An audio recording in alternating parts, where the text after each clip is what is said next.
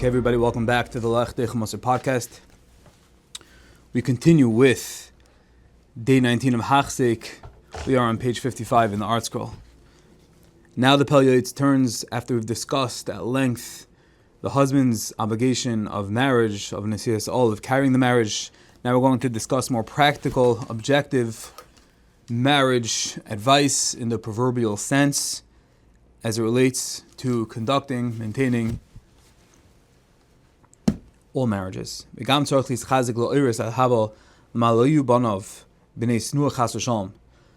has to ensure that there's harmony, that there's peace, that there's shalom in the house, so that their children do not become what is known as b'nei sinua chas v'shalom, the children of a hated wife.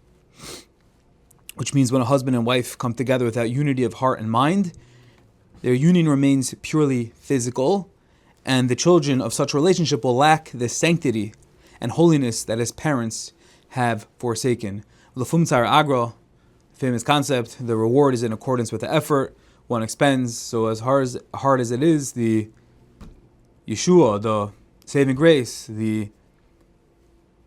what should fortify us and keep us going is l'fum tzar agra. That's not just for marriage, that's for everything. A person wants to safeguard and keep quarrels out of his home. What should he do? He shouldn't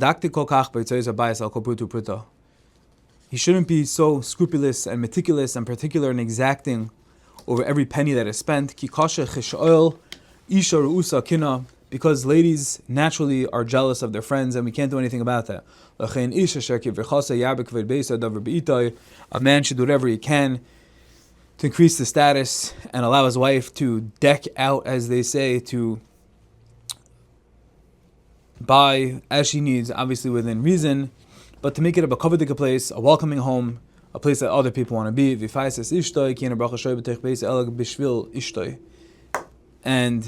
Pele Yoeitz tells us over here that one should always make sure to appease his wife when she expresses her desire for something. As Chazal teach us, blessing descends upon a person's house only on account of his wife. The Pele Yoeitz understands this teaching of Chazal to be conveying the point that if the wife is not happy and content, she cannot invest the complete scope of her abilities into the home, and the family will suffer as a result. And therefore, a husband must do what he can to supply, to give his wife what she needs to conduct, to operate the entire house.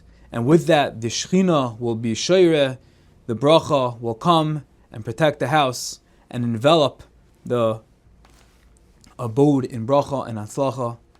That is the goal, that is the yesod for maintaining a peaceful house filled with bracha.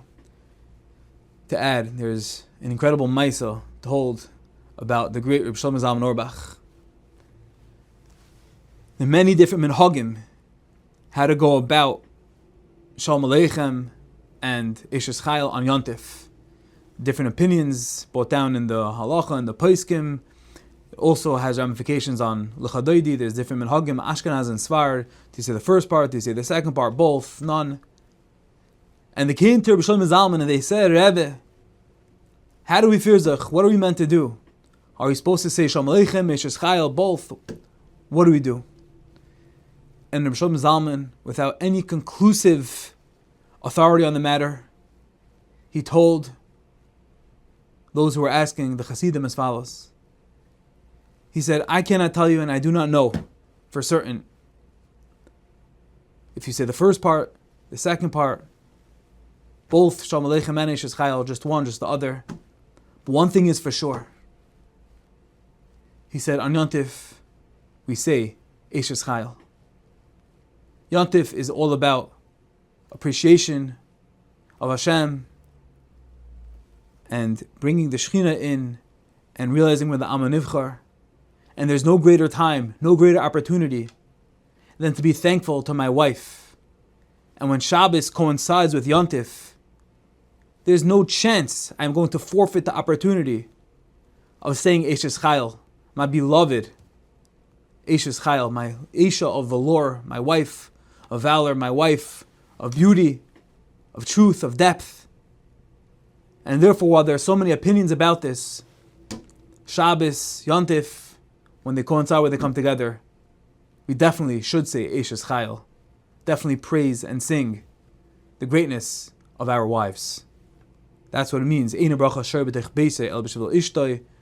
bracha only resides on the account of one's wife. And when we do this, when we tend to the needs and wants of our wives, when we let them have what they need, enable them to run the houses, the households of Yiddish Kinder, with that Be'ez Hashem, bracha will reside and Shechina will protect. We know the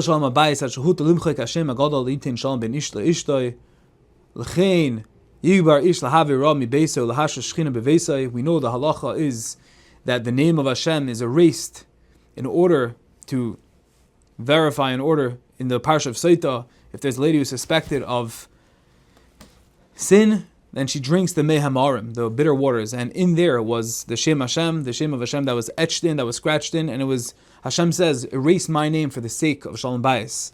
And therefore, Kavachomer, a man should do whatever he can, he should prevail with all strength to remove strife from his home and allow the Shechina to take root in his house. A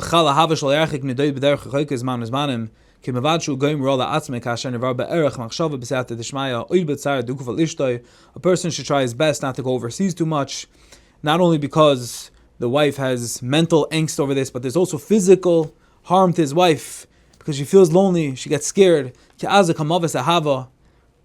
love is strong until death, a love of a wife over her husband will be part of and when her husband separates from her and travels to faraway places, she remains alone, afflicted and pained, and she lives a life of deprivation, and therefore this should be avoided whenever possible.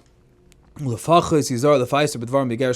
least he should write things to her, he should send messages and be mindful to calm his wife's worries, in order to stir the lifeblood of their loving relationship and ensure that it remains as vital and vibrant as before. And whatever he can, to whatever extent, he should send his wife and children presents and jewelry to bring life to broken hearts, referring to his wife and family, not literally broken, but in a more of a figurative sense, and especially to gladden his wife's soul and alleviate her pain at his absence. And this will be reckoned for him as a great mitzvah if he can do so occasionally or often. But the point is that a husband should definitely tend to the needs and wants of his family, of his wife, in order that ultimately she should be able to take care of herself, her family, him, and ultimately through this they'll be zeichet the bracha shoy b'tech beisoy, a bracha that the blessing will descend upon a person's house in the merit of taking care of his wife and children.